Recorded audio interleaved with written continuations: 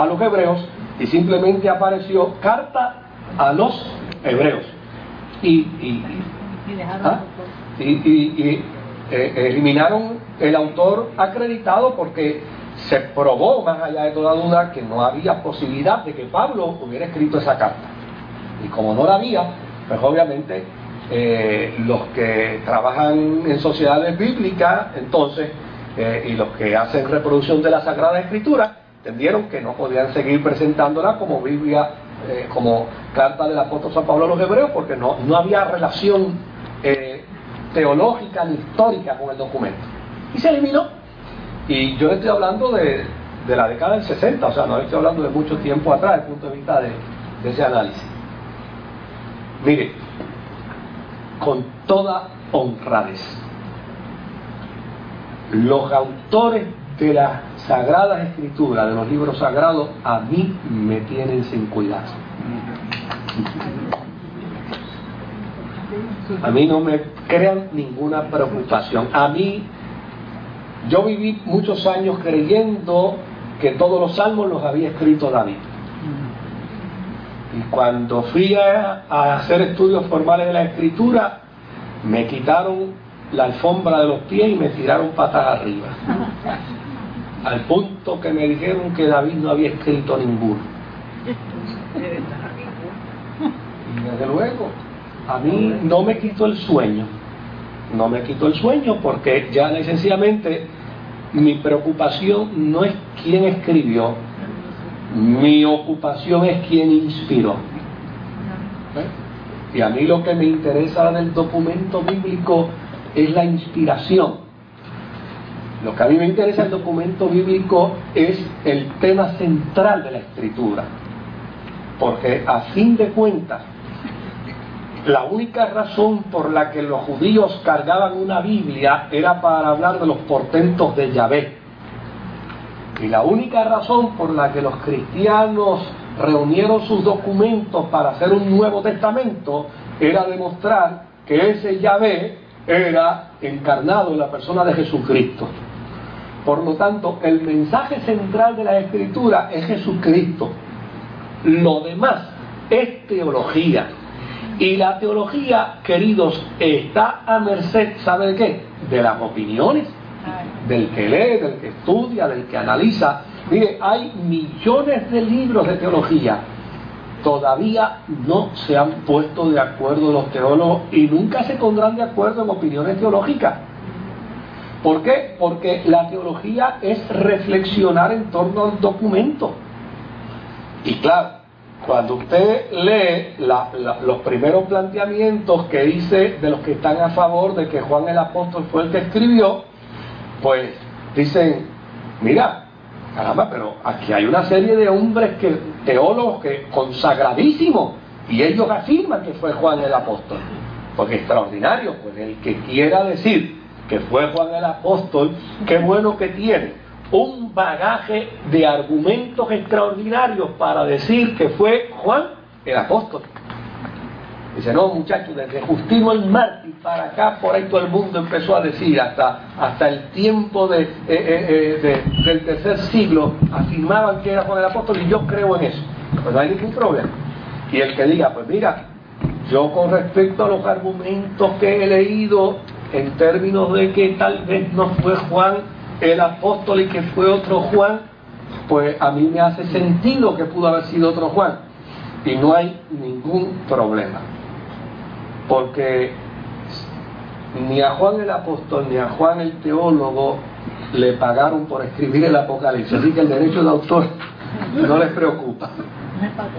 No hay patente para decir aquí gano yo. Ya sencillamente esto es parte del ejercicio que se hace en el campo de la teología, que yo creo que es bueno, que yo creo que es saludable, el que lo trabajemos y el que lo analicemos. Pero a fin de cuentas, cuando yo quiero que la palabra de Dios me hable, a mí no me interesa quién la escribió, ni cuándo la escribió, ni por qué la escribió. No. Yo tengo por costumbre, los martes voy a la capellanía de la policía a predicar, y tengo por costumbre que obviamente no llevo ningún pensamiento fijo, me ajusto al texto bíblico que se lee. en el culto devocional. Y de acuerdo al texto bíblico que se lea, es que hago la reflexión. Pues porque es una reflexión de unos 10 minutos, y prefiero hacer así para hacerlo cónsono con todo lo que se dirime dentro de la experiencia del culto. Y es interesante que hoy, pues, utilizaron un texto bíblico del libro de los Salmos. Y yo dije, pues yo voy a utilizar, como siempre he hecho, el mismo texto para hacer la reflexión.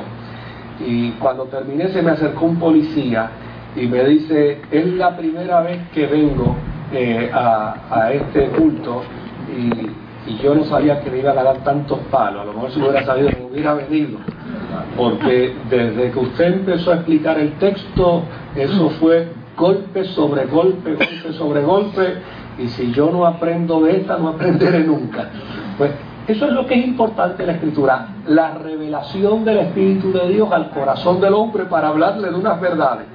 Mire, cuando uno lee un texto, cuando uno lee un texto, y los que tienen la experiencia de predicar saben que uno se sienta con un pensamiento, que uno se sienta con un tema, que uno se sienta con una idea, esboza y desarrolla el texto basado en ese pensamiento, en ese propósito.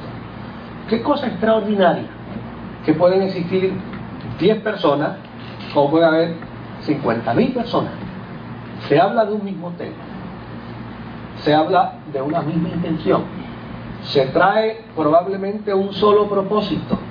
Sin embargo, cuando la palabra sale, yo no sé cómo el Espíritu Santo lo hace, pero lo hace.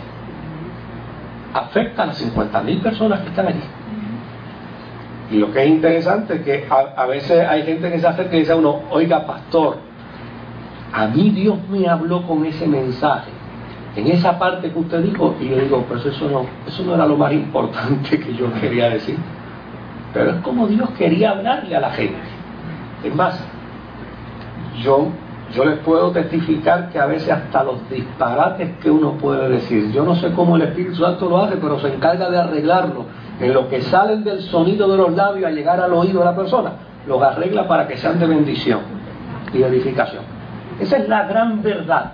Yo recuerdo una vez que yo fui a predicar a la unidad de salud pública, eso yo no lo olvidaré jamás. Y cuando yo estaba predicando, en medio de la predicación, yo dije algo que era totalmente incongruente con lo que yo estaba diciendo. Era como si yo estuviera en un restaurante y estuviera listo para pedir lo que me iba a comer, y de momento le dijera a la persona, y no intentes suicidarte.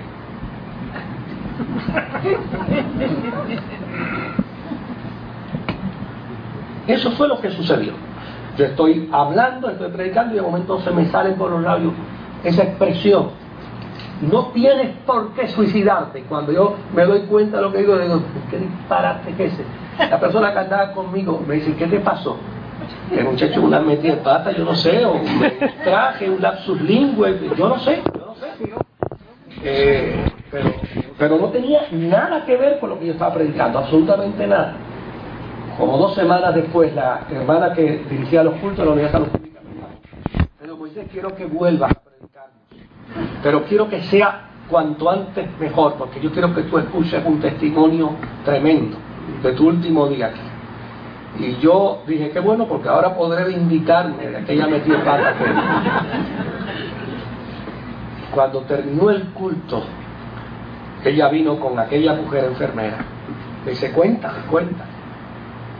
Dice, mire, yo esperé el último momento que todos se reunieran en el salón para el culto. Me levanté, robé las llaves de la farmacia, me llevé un bote de barbitúricos, iba a envenenarme en el cuarto de baño.